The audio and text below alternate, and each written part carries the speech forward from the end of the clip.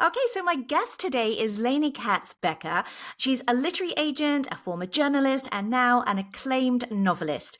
And her latest book, In the Family Way, is a gripping and emotional exploration of secrets and what it really means to be a family. It's heartfelt, it's thought-provoking for sure, and it's beautifully written. And I'm thrilled to be chatting with Laney about the story behind the story. Laney, welcome to my book club today. You. Pleasure to Thank be here.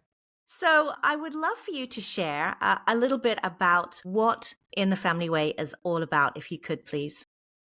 Well, at its heart, it's really a story about the friendship between a group of suburban housewives. It's set in Akron, Ohio, and it's set in 1965. So that's before the women's movement. A little refresher. Back in 1965, women couldn't get credit cards in their own name or mortgages or leases. Divorce was scandalous and extremely difficult to get. Abortion was dangerous and, of course, illegal. Women couldn't even get birth control without a prescription from their doctors, and they had to be married to get the prescription. So anyway, this group of women, they have no rights, so they have to rely really on each other to navigate through life's challenges, through marital issues, and their pregnancies, which are both wanted and unwanted. That is a perfect summary. Perfect. Wonderful. No spoilers. Yeah. Now, as you so clearly put it, this was before a lot of women's rights came to being. It was before Roe versus Wade. Women couldn't get leases without a male co-signer, couldn't get credit cards. It seems almost unbelievable that it was not that long ago, really. And of course, now we're seeing a lot of women's rights being eroded. I'd like to get into that in a little bit. But what inspired you then to write this story, to go back to the 1960s and talk about women in pregnancy? Love that question because shortly after the Supreme Court overruled Roe and handed down what's the Dobbs decision, they were covering it on the news. And I was watching the news and there was a protest they were covering. And there was an older woman carrying a sign that said, "I can't believe I have to protest this again." And next to her was a younger woman, probably in her 20s, and her sign said, "We cannot go back." And I'm like yelling at the TV going, "You don't even know what that means. You're way too young." And I started to give it thought, and I'm a huge, huge reader. I probably read over 100 books a year. Well, you were a literary agent, weren't you? So your whole background is books and learning. Books. And I knew that there was nothing out there that I imagined. And I really felt like she needed to know the story of what it was like, what it really meant to go back. And I have a curious mind, so I started investigating because while I'm older, I'm not that old that I lived through so much of the things. And in fact, during the time it mattered to me, Roe was the law of the land. Mm-hmm. So and the more I learned, the more I thought, gosh, somebody needs to write a book about this. And eventually I decided I was that someone. Brent, you entwine the stories of all these women who meet for card games every Tuesday at someone's house. It's a very gentle, very elegant mixture of personalities and women and sisterhood and support. It's almost, the whole trend at the moment is the trad wife trend. I don't think, as you said, it's when women talk about, "I don't want to go back there," they don't really understand what it was like to be back there and to have that lack of freedoms and independence. But it's interesting, isn't it, that the whole trad wife vibe is getting quite a lot of momentum. Do you think that's going to be short-lived? I do. I hope, or maybe I just hope. I hope that because I do, while I said, I'm too young to have lived through adulthood in the 60s, I saw my mother do it and friends of hers. And when you are not trained, when you have no vocation because it has been your mission to be a wife and a mother, if that doesn't work out, then what? It's not. It's good to have choices. Choices. And I think if you want to choose that life, that's your choice. But you need to go into it with open mind and open eyes. These days, I think the statistic is close to 50, if not more than 50% of marriages that end in divorce. If you don't have a career, or you were not allowed to have a career, which is more the case in the 60s, if you did work and got pregnant, that was it. Yeah. You lost your job. You can't support yourself, let alone children, if you have no skills. You touched on choices there, and you cannot read your book without talking about abortion, because it plays a big role, the choice of abortion, the ability to get one, and also the backstreet abortions, which were so common at that point and illegal, and Yes. how a woman had to have psychiatry reports to support them if they wanted to get a therapeutic abortion. Are you concerned? Well, as I am now, I've got young women. My daughters are in their 20s. They both live in the States. Are you concerned that we are now going back to a place where those backstreet abortions and women's health is at a critical time? Extremely, because the truth is, women have always had abortions, whether they were legal or not legal. The difference is, when they're legal, they can be safe, and when they're illegal, who knows? The other thing is that women of means, women who have financial ability, also always have access to abortion. These days, they can get on an airplane and go somewhere, but not everyone can do that. And not only not being able to get on an airplane, there are women who can't afford the however many tanks of gas it's going to take to drive from, let's say, Florida to a state where they can access abortion rights. And then if they have to stay over, then they have to be able to afford a hotel. I mean, it's just impossible for women without means. And the fact that it depends on what state you live in, what rights you have as a woman, seems absolutely crazy to me. It really does. I was just looking at the map online before I talked to you, and there's I think maybe 12 states are marked black. You cannot have an abortion for any reason. There's various degrees of, whether there is a heart activity or whether the fetus could stay alive. It covers such a band of fetal development, and seems to be such an unfair state induced choice, but usually by men as well, which is shocking. We're going back to a time when men dictated our rights again, which I cannot myself allow to happen, as people like you are coming forward very bravely. In fact, let's touch on that. What you've done here is a very brave book, actually, because we're in a time of doubt and flux and change and government autonomy. Do you ever feel concerned?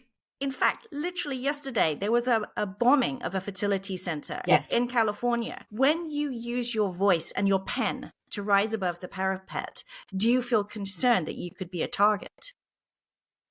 I don't. I feel more that it's a responsibility. As a woman who grew up having choice, also having a daughter and a daughter-in-law of childbearing years, I feel it's my responsibility. I have freedoms based on the women on whose shoulders I stood. They have that. They should have that same right. And it's up to women, it's up to me and women like me to use our voices so that we don't go back, and so that women can continue to grow and have the sort of autonomy and freedom and choices that I experienced and that you experienced. Let's go back to the book. Tell me a bit more about the research that you did to come up with this whole background story. And I love the weaving in of the relationships, because I do feel that women rely on sisterhood and relationships so much, especially during pregnancy, but also as they get older in midlife and beyond. Well, I think first let me say the book is narrated through 3 different voices.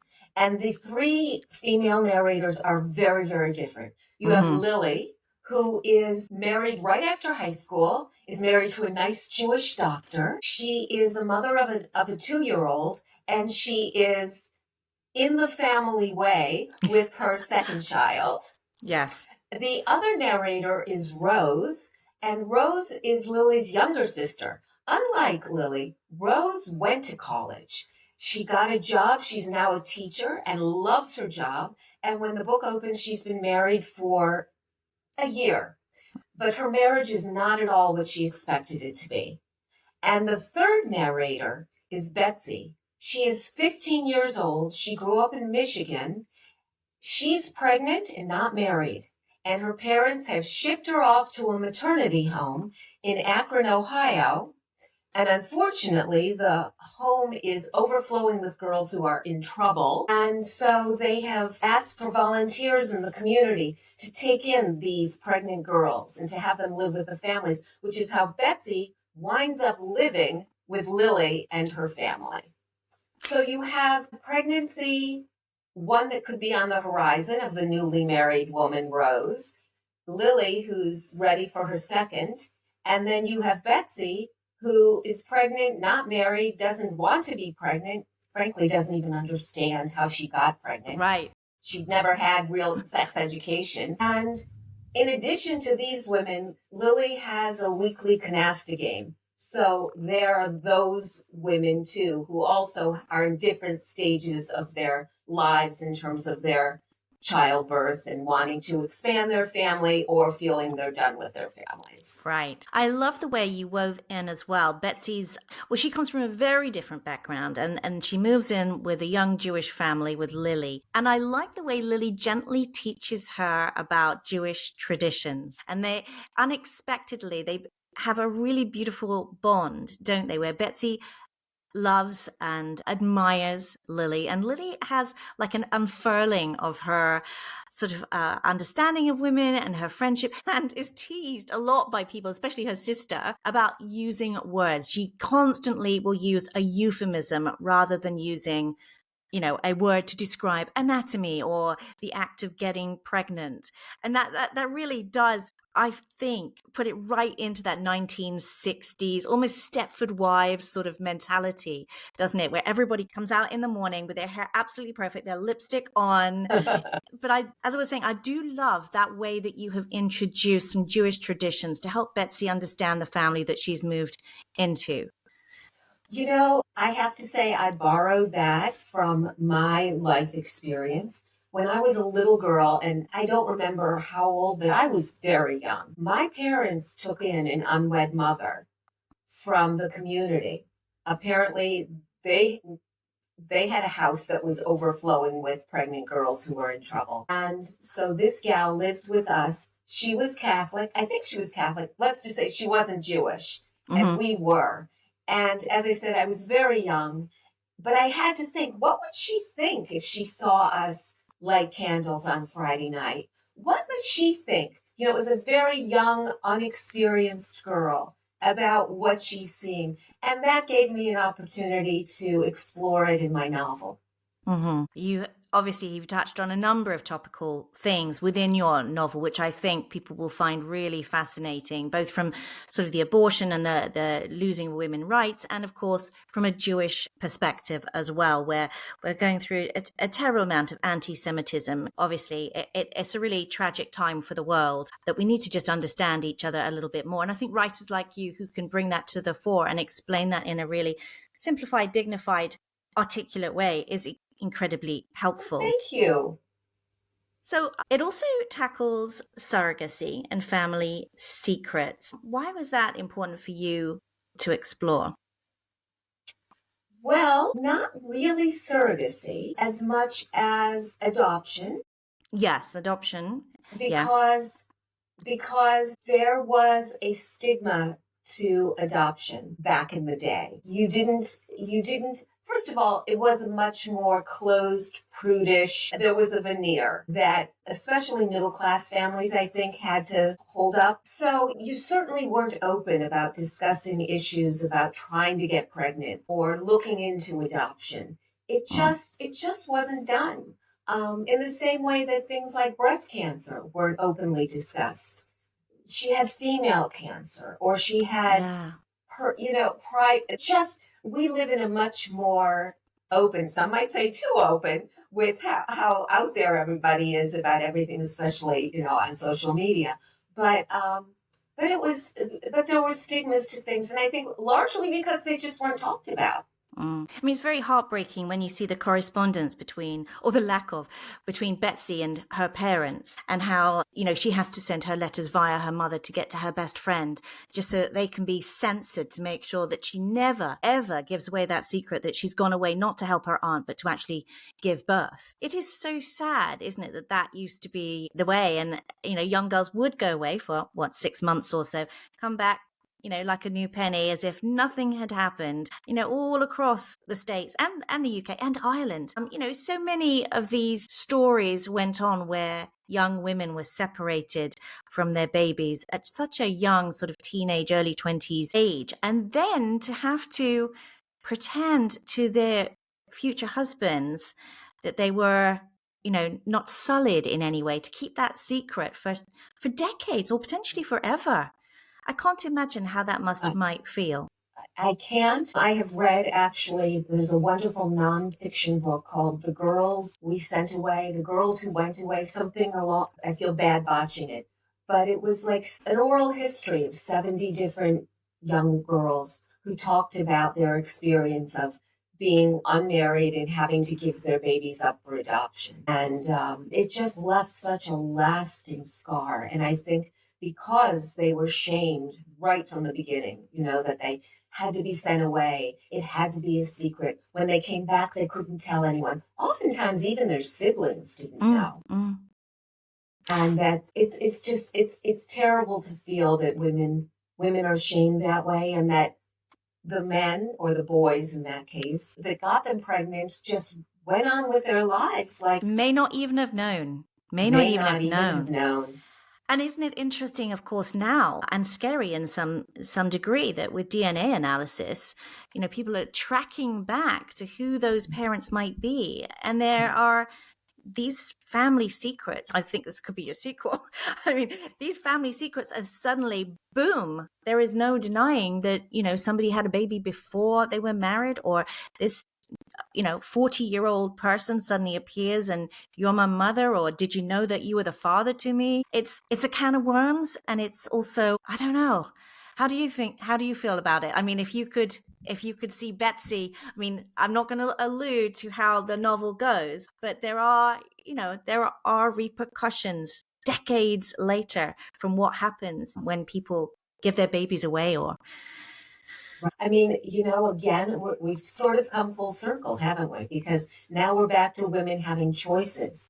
Mm-hmm. And I have to feel, if a woman makes a choice, if she doesn't want a baby, if she makes a choice to have an abortion versus, unfortunately, if she lives in a state where there's forced birth, her feeling about giving up that child is very different than one, who doesn't have a choice. So if you make a choice to have an abortion, that's one thing. If you make a choice to have a baby, give it up for adoption, that's another choice.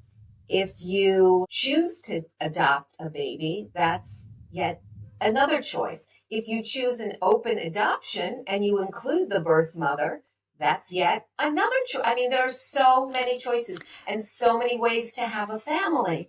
And I think as long as you are a participant and have the choice, it makes it much easier to live with your decision.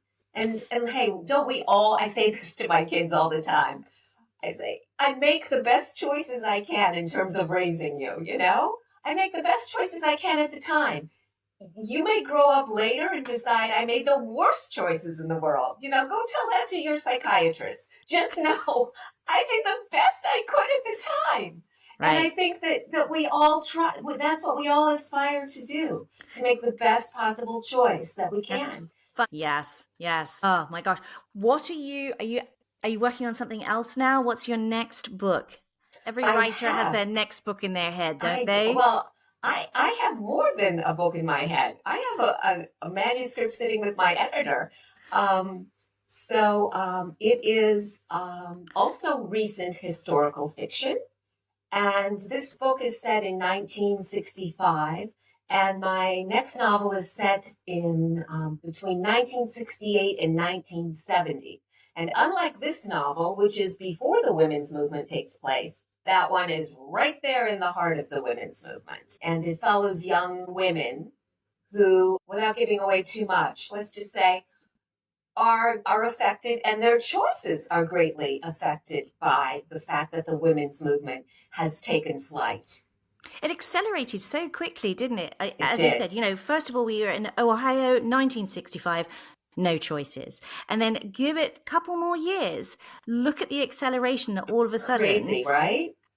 We can only hope that we can reverse some of the decisions now at some point and get back to a place of women having those choices and women having those freedoms again, because it certainly is scary for your grandchildren, for my grandchildren eventually as well too. Did you find, well, because you're a literary agent, you obviously knew what to look for in a book. Do you think that really helped you land your first literary deal? And did you get rejected first of all, or did you nail it the first time? What would be your inspiration to people looking to write a book? This was not my first novel. No, my first novel I wrote 20 years ago, over 20 years ago. That was Dear Stranger, Dearest Friend. Yes. And that was, like I said, it was a long time ago. And then I put together an anthology of Rabbi's favorite stories called 3 Times Chai. Then I got sort of waylaid with parenting and thought before I wrote another book, it probably would be a good idea to get an understanding about the business side of publishing. So I wound up getting an internship. Notice I did not say job, because it was an unpaid internship with a literary agency. And we'll make a very long story short, but that's where I learned the business. And then after learning the business, decided, gosh, I really like this. And I think I'm sort of good at it. And I wound up being a literary agent representing other authors for a little more than 10 years.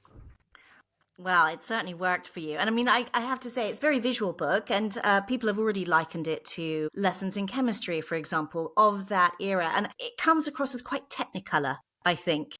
Oh, good.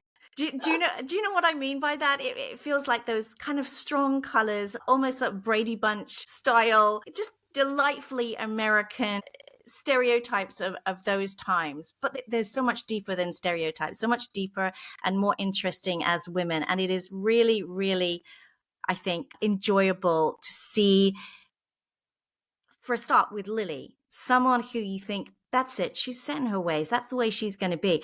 But to see how she changes and develops over a matter of decades towards the end of the novel is really exciting. And I think you've written a lovely book that I genuinely enjoyed. I think a lot of people will as well. It's called In the Family Way, and it goes on sale 3rd of June, I believe, doesn't it? Yes, right around the corner. Yes, right around the corner globally. So I wish you every success. Hope it does become a movie, because I could see that happening. Have you been approached yet? No, I have not. Okay, but I mean, that, you know what? That's my agent's job. We'll leave it to her. Yeah, getting a lot of great reviews, and I'm sure a lot of my listeners will really, really enjoy it. So, Laney, thank you so much for joining me today. Love your book, and can't wait for the next one.